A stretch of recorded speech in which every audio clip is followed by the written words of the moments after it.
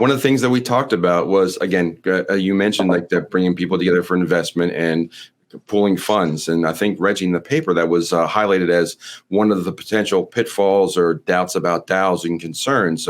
Reggie, I think you highlighted a few examples. Do you want to expound upon that, about the concerns about having a coffers or a treasury for a DAO? Well, the concern or risk or liability, I am not a lawyer. That's my first legal disclaimer. And it's sort of funny that I give a legal disclaimer and say I'm not a lawyer. So that legal advice is worth exactly what you paid for. I like it already. Yeah. None of us are lawyers, so we can continue. Okay. So unfortunately, I've spent enough time in front of lawyers in courts where, I might know my way around the block. And that's not a good thing, by the way. So when you put money into a DAO or any type of capital or resource, because it doesn't have to be money, but if it's a resource of value that is valued by others, you create a honeypot, okay? And that honeypot is going to be sought after by bees and by bears and by flies, by humans, by everybody else who wants something sweet. And so there's a risk there, okay? You're also going to have squabble or fight, which means litigation. And to give you an example, now, money is something simple. The four of us come together, the four of us come together, we put a DAO together, we put in $25 million each. It's a $100 million DAO. Something goes wrong, there's $100 million there, okay? Even if that's DAO into the project, like there's $100 million worth of tokens, there's $100 million worth of liability or more there. But let's suppose we did something different. We did a publishing DAO where there's no capital whatsoever in the DAO, but we put out content. And the content says Dragon Chain is pissy coin, or Veritaseum is the falsity, not the truth, or whatever. And then someone decides to go and sue for libel. Well, that liability is going to run through the DAO. They're going after the DAO or the DAO members. Now, the issue is the DAO was considered by the cypherpunks and the developers and the coders to be a new form of corporate organization, okay? And they said that it's, the nirvana. The issue is they weren't lawyers, okay? And to make this a much shorter conversation, how much confidence would you have in a complex software system that was designed by personal liability lawyers? Not too much. Okay. So when you reverse that and you think about a complex legal entity and legal system designed by software developers, you're at risk, okay? Significant risk. And so I don't think they thought it through, and I don't think they had the legal knowledge to think it through to create something that was safe and would stand the test of time.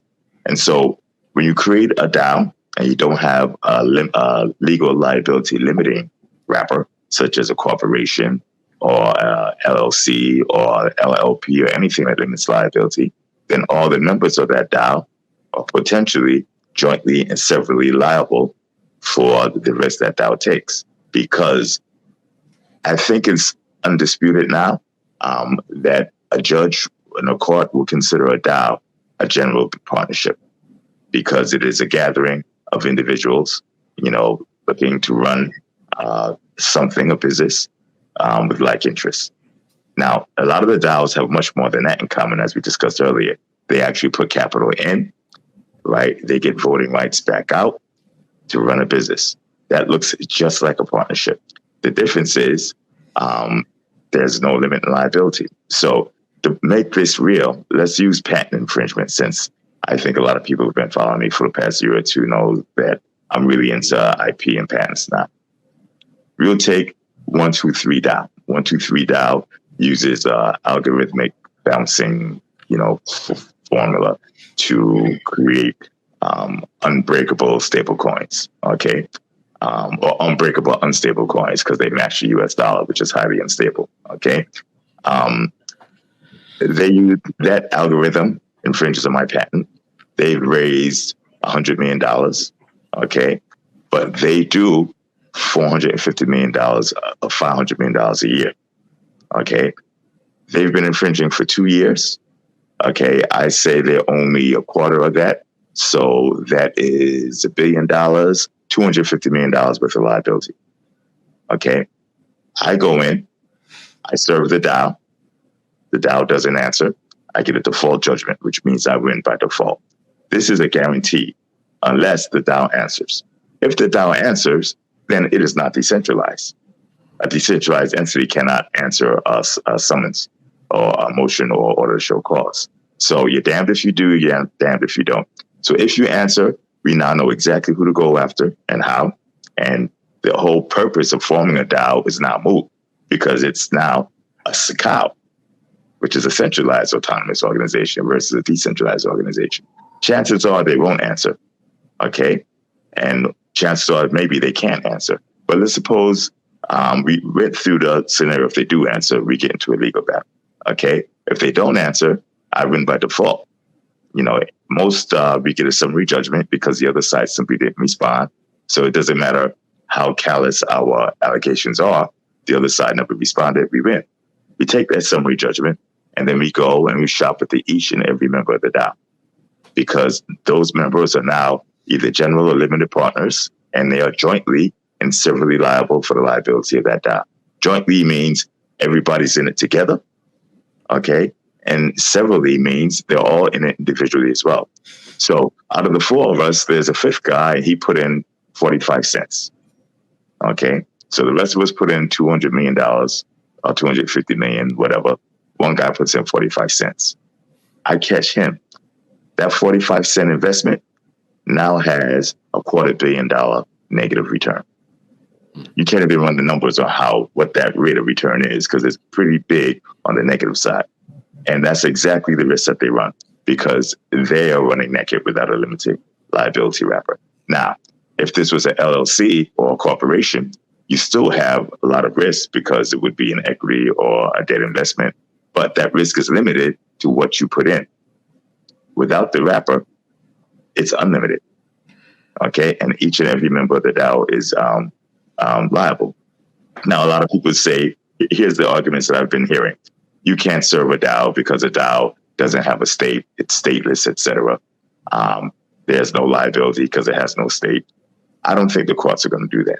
If you have a DAO and is operating in the U.S., a court is going to say U.S. rules apply. U.S. is a jurisdiction. Same thing in Japan, in China, in the EU, the UK. They're not going to allow you to do business on their soil and say you don't have jurisdiction. Number two, you can serve a DAO. You know, look at case law.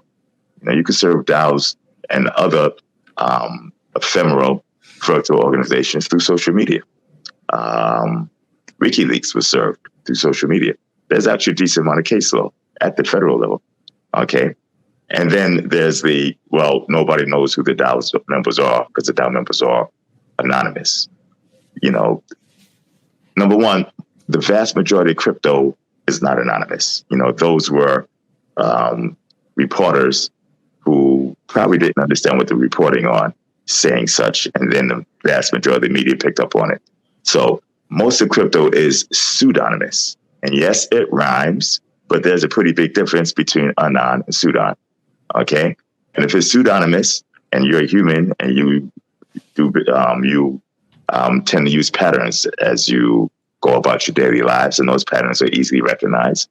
And then it goes from not being anonymous to pseudonymous to doxed and recognized. Even more importantly, the big organizations that actually invest, they do press releases and they point right to their corporate address. The big VC funds brag and boast about investing in MakerDAO and Uniswap's DAO and Compound DAO, et cetera. So I'm just pointing out the paucity of the arguments that say DAOs are the next best thing. Now, not to be so negative, and I'm going to land my plane and let someone else speak, I think DAOs are a very, very utilitarian vehicle, and I think they're very useful. And I was very excited when I saw it, but I think planes are very useful too, but they're not very good for taking a trip to the bathroom.